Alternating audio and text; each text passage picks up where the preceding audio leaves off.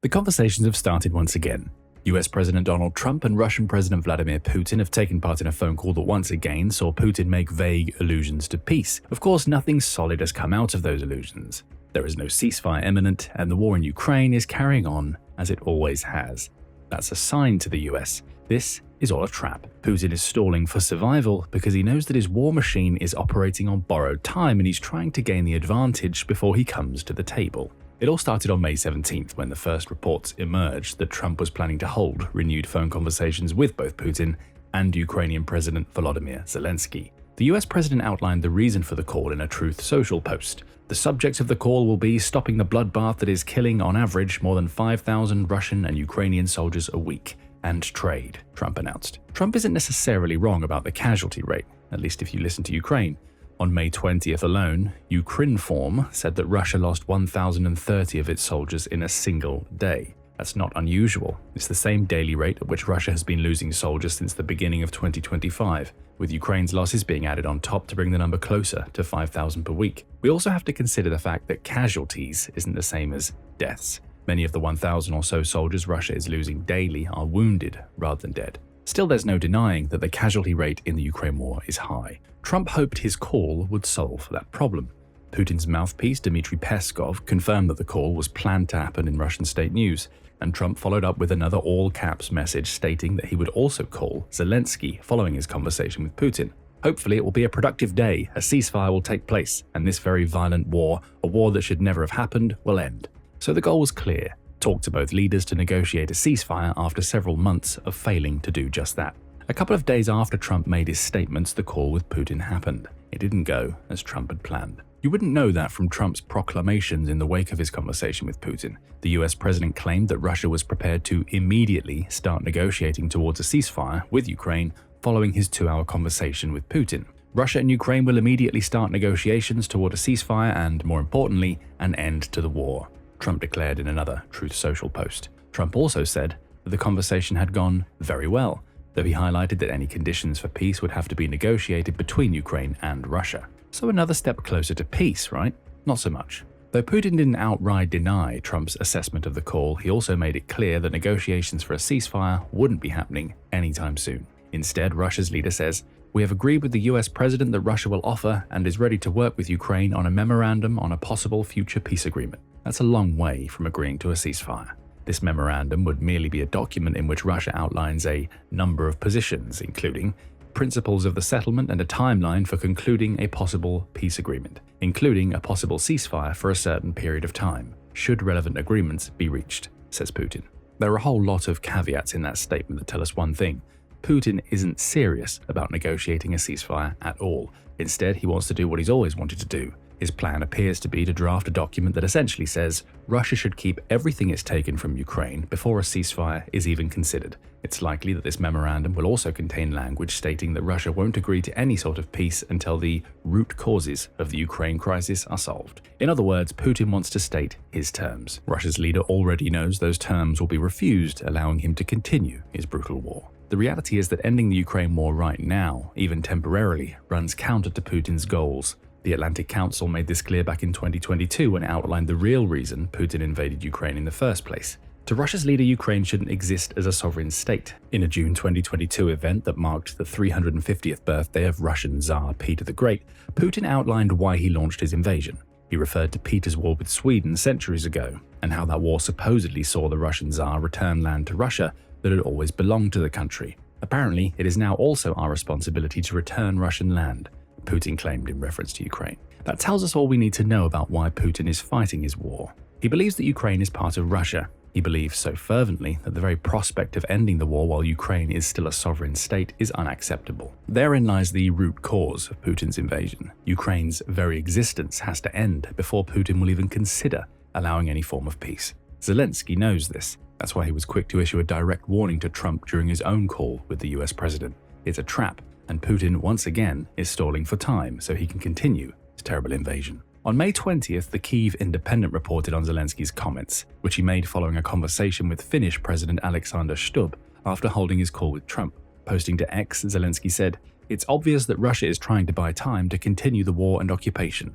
We are working with our partners to pressure the Russians to change their behavior. Though a diplomatic response, Zelensky's words are a warning to Trump. Ukraine's leader is letting Trump know that he's still being played by Putin, with the Russian leader's supposed call for a memorandum of peace being the dead giveaway. Clear and realistic proposals must be on the table, Zelensky continued. Ukraine is ready for any effective negotiation format, and if Russia continues to put forward unrealistic conditions and undermine possible results, there must be harsh consequences. Again, the message is clear. Putin's so-called memorandum wouldn't be worth the paper it was printed on. It would just be a restatement of the unacceptable concessions Putin wants from Ukraine, meaning the two warring nations would come no closer to peace. There's also the news of a puzzling exchange between Trump and Zelensky to consider. After Trump spoke to Putin, he had a call with Zelensky and the leaders of several European countries, including Italy, Finland, Germany, and France. During that call, Trump made the grand claim that Putin was ready to begin ceasefire negotiations. What followed was a few seconds of puzzled silence, says the Kyiv Independent, before Zelensky had to remind Trump of something important. Putin had already agreed to these negotiations. Even more importantly, the first round of talks had taken place just 3 days before Trump spoke to Putin in Istanbul. Those talks amounted to the first Ukraine and Russia had held since 2022, and nothing has yet come of them. Zelensky also reminded Trump that it was the US president's idea to push for an immediate 30-day ceasefire in the first place, which is why it was so puzzling to Ukraine's leader that Trump seemed relatively content with his call to Putin. How could he be? Very little, if anything, has actually been achieved. Putin merely promised to hold talks that he was already holding while delaying a ceasefire that Trump and Zelensky wanted several months before. In short, the Kremlin's position hasn't changed. What Trump initially presented as a massive step forward was, in reality, Russia remaining at the same standstill it's been at for months. Putin is stalling, and after realizing that fact, Trump appears to be getting very angry. That much was made clear in a May 20th article published by Australia's ABC News outlet.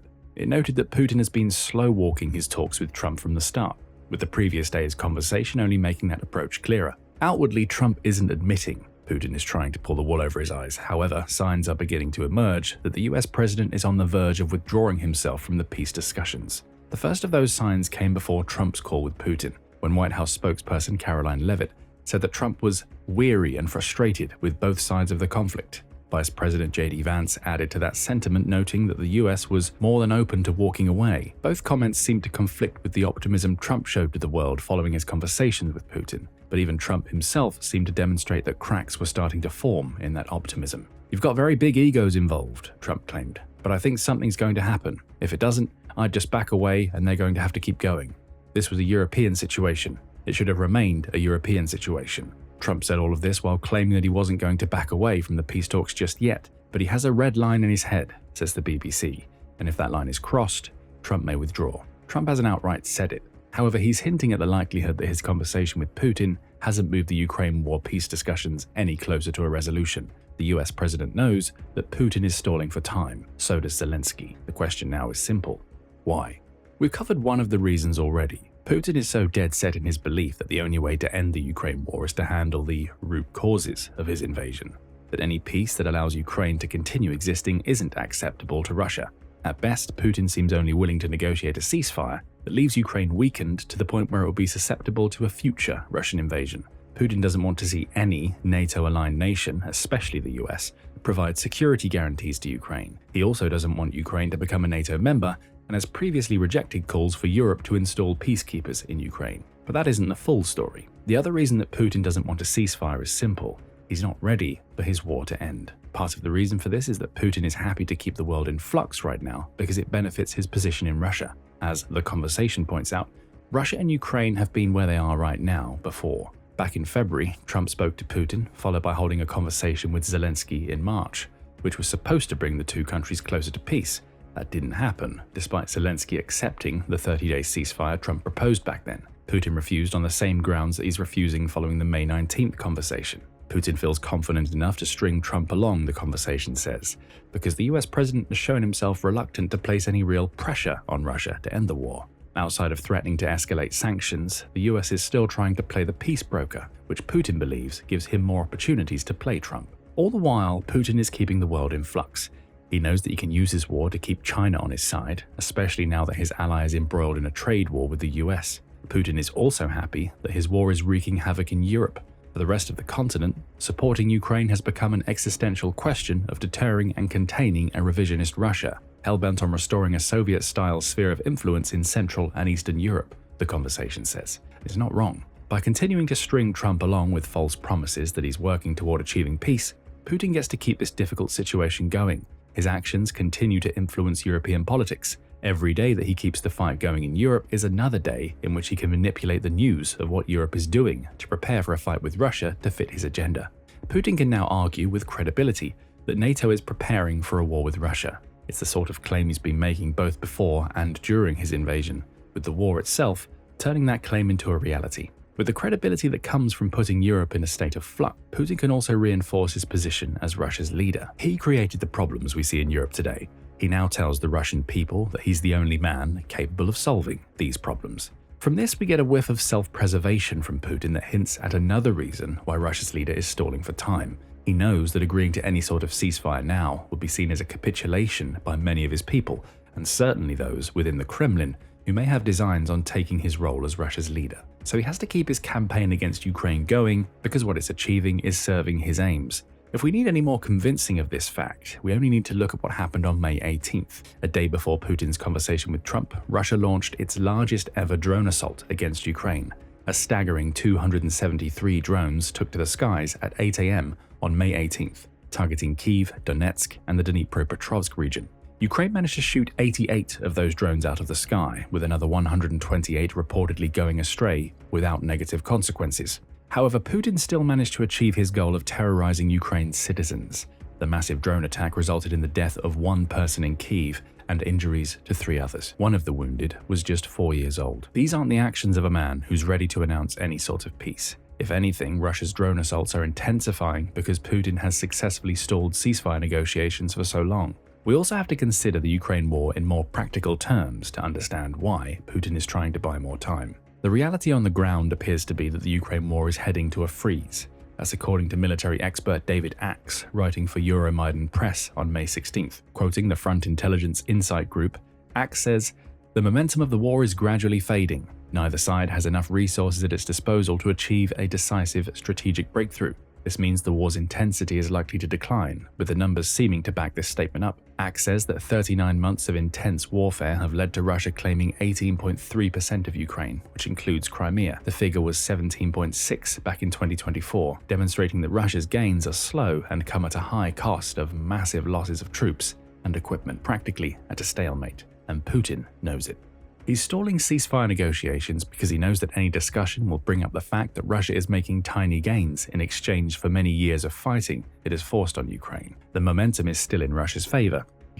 However, that momentum is far from sweeping enough for Putin to use it as leverage to get what he wants out of Ukraine. So he keeps on stalling because he's waiting for a more opportune moment to come to the table. That moment isn't right now. Too little is happening in Ukraine that Putin can position in his favor. Russia's leader instead says all of the right things to Trump during phone calls without offering any direct promises that he will engage in a ceasefire. A memorandum of peace means nothing. The fighting will continue, and Ukraine knows precisely why. On May 20th, the head of Ukraine's Center for Countering Disinformation, Andriy Kovalenko, outlined what Putin's real plan is. Russia simply bought time to carry out offensive actions by denying the US an immediate ceasefire, Kovalenko said. In the Russian information space, military leaders boast that they have been given permission to fight until victory. Words mean nothing to Putin, Kovalenko points out, because Russia knows it needs to keep fighting in the vain hope that it can reignite its momentum to the point where it can claim to be truly winning the Ukraine war. Russia isn't at that point yet.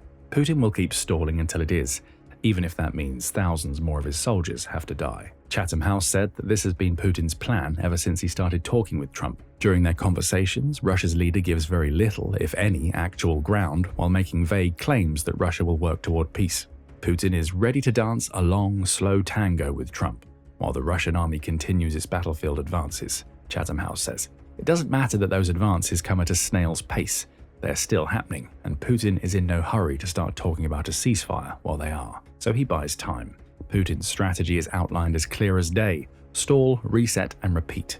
If Putin does start to engage with the concept of a ceasefire more seriously than he is right now, the likelihood is that he would only do so if he felt it benefited his war machine. A pause might give him time to rebuild, move troops, and prepare future assaults, but no permanent peace will be coming. It can't because Putin has too much riding on achieving victory in Ukraine. He needs to do it to justify his root causes reason for invading Ukraine in the first place. and he needs the win to re-establish himself as Russia's strongman leader, following a failed invasion that was meant to be over in a few days. In that sense, Putin is stalling for survival. Too many problems await him at home if the Ukraine war ends anytime soon. Sadly, this means we're going to see Russia's leader repeat the same dance with Trump as often as he can. However, Putin is playing a dangerous game. Eventually, Trump will decide that he's had enough. There are already signs that the US president is growing tired with his efforts to broker peace. For Putin, it would be ideal if the US withdrew and left him alone to continue to wage his war. But Putin is also gambling with the possibility that Trump may throw his full support behind Ukraine due to his growing frustration with Putin. We can only wait and see in which direction the Ukraine war turns from here. But what do you think about Putin's stalling tactics following his conversation with Trump? Is there any chance that Russia's leader will ever seriously negotiate toward a ceasefire? How long will Trump play this game before he simply gives up? Let us know your thoughts in the comments below, and remember to subscribe to The Military Show for more videos covering the latest developments in the Ukraine war.